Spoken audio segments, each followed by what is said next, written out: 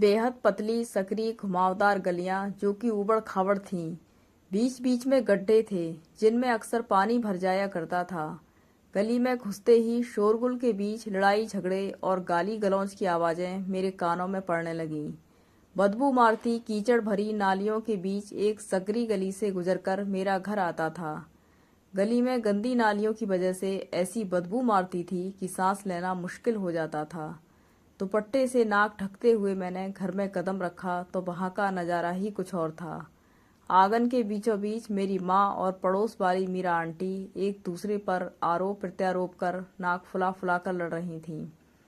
ऐसा आए दिन होता रहता था, किसी न किसी पड़ोसी में झगड़ा होता रहता था। ये सभी किराएदार थे। मकान मालिक ने किराए के लालच में कई सारे कोठरी नुमा कमरे बनवा रखे थे, मगर सुविधा के नाम पर बस एक छोटा सा गुसलखाना, लैट्रीन और नल का एक कनेक्शन था। 4-5 किराएदार थे जो इन्हीं सुविधाओं का इस्तेमाल करते थे। सभी किराएदार निम्न मध्यम वर्गीय परिवारों से थे। सीमित संसाधनों पर 4-5 परिवार निर्भर थे, इसलिए उनमें आए दिन किसी न किसी बात को लेकर जाहिलों की तरह लड़ाई झगड़ा होता रहता था। पड़ोसन मीरा तो भत्ती भत्ती गालियां देने और मारपीट करने से भी बाज नहीं आती थी। गुस्से में हाँफती जबान से पड़ोसियों को जहर उगलती मेरी माँ घर में दाखिल हुई। पानी का बर्तन बड़ी जोर से वहीं जमीन पर पटक कर किचन में गईं और गैस जलाकर उस पर चाय का भगोना रख दिया। अम्मा, तुम मीरा चाची के मुंह क्यों लगती हो? क्या तुम्हें रोज रोज तमाशा करके मजा आता है? काम से थक हार कर आओ तो दिमाग शांति चाहता है, लेकिन यहाँ हर रोज यही सब देखने को मिलता है। कहीं भी सुकून नहीं है। मैंने अपनी माँ से गुस्से में कहा। हाँ हाँ, तमाशा तो बस मैं ही करती हूँ ना, वह तो बोलना भी नहीं जानती है। सब जानती हूँ, उसकी बेटी तो पूरे मोहल्ले में बदनाम है। मक्कार औरत हर समय हमें परेशान करती रहती है। नल में पानी आते ही कब्जा जमा कर बैठ जाती है।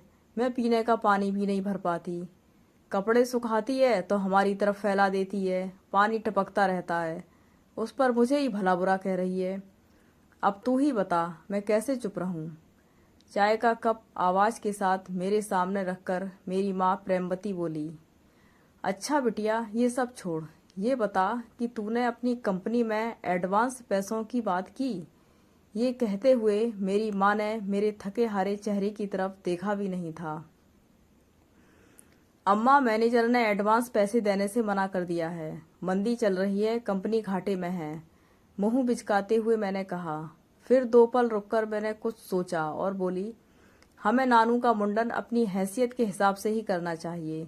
जरूरी नहीं हर रिश्तेदार को कपड़े और मिठाई का डिब्बा दिया जाए। जब खर्चा करने की हमारी हैसियत ही नहीं है तो क्या जरूरत है इतना दिखावा करने की? अरे, तू अपने इकलौते भाई के लिए ये क्या बोल रही है? मुझे 3 बेटियों के बाद एक बेटा नसीब हुआ। उसका भी मुंडन मैं ऐसे ही कर दूं? सारे रिश्तेदार आएंगे, वह सब क्या कहेंगे? मुंडन एक ही बार होता है, सबका मान तो रखना ही पड़ेगा ना। रिश्तेदार? मेरा दिमाग गुस्से में आ गया। मैं सोचने लगी, एक फैक्ट्री में काम करने वाला उसका बाप जब दमे का मरीज होकर चारपाई पर पड़ गया था तो किसी ने आगे आकर 1 पैसे तक की मदद नहीं की थी। भूखे मरने की नौबत आ गई तो 12वीं का इम्तहान पास करते ही घर के पास की ही एक सरकारी फैक्ट्री में मैंने अपने लिए काम ढूंढ लिया। मेरे मोहल्ले की कुछ और भी लड़कियां वहां काम करके अपने परिवार की 2 रोटी का सहारा बनी हुई थीं। मेरी भी कमाई का ज़्यादातर हिस्सा परिवार का पेट भरने में ही खर्च हो जाता था। मैं घर की सबसे बड़ी बेटी थी। मेरी जिम्मेदारियां भी सभी भाई बहनों में सबसे ज़्यादा थीं। मैं तरस जाती थी अच्छा पहनने ओढ़ने को। इतने बड़े परिवार की ज़रूरी ज़रूरतें पूरी करने में ही मेरे अरमान दम तोड़ देते। फिर भी मेरे लिए घर की जिम्मेदारी पहले थी। कमरा छोटा था, गलियां सकरी, इसलिए गर्मी के मौसम में कोठरी में बहुत उमस रहती थी। उस पर माँ रोटी बुरादे की अंगीठी जलाकर बनाती थी। जब बुरादा सुलगता था तो घर में धुआं भर जाता था। अम्मा, कितनी बार कहा है गैस पर रोटी पकाया करो, कितना धुआं है। दुपट्टे से आंख मुंह पोंछते हुए मैंने पंखा तेज कर दिया। सिलेंडर के पैसे कहाँ से आएंगे? इस पर तो घर का पूरा पड़ता नहीं है। गैस के दाम आसमान छू रहे हैं। अरे, धुआं थोड़ी देर में कम हो जाएगा, बुरादा थोड़ा सीला हुआ है, तब तक तू छत पर चली जा। मैं घर से निकलकर बाहर आ गई। कतार में बनी कोठरियों से लगकर सीढ़ियां छत पर जाती थीं। कुछ देर ताज़ा हवा लेने के लिए मैं छत पर टहलने लगी। हवा के झोंकों से तन-मन की थकान दूर होने लगी। साफ हवा में टहलते हुए मुझे बीड़ी की बदबू लगी। जब मैंने इधर उधर नज़र घुमाई तो मेरी पड़ोस का कल्लू ऊंचा तहमद और बनियान पहने अपनी कंचे जैसी गोल गोल आंखों से ना जाने कब से मुझे घूरे जा रहा था। कल्लू कुछ महीने पहले ही उस मकान में किराएदार बनकर आया था। मुझे उसके चाल चलन की वजह से उससे बहुत घृणा थी।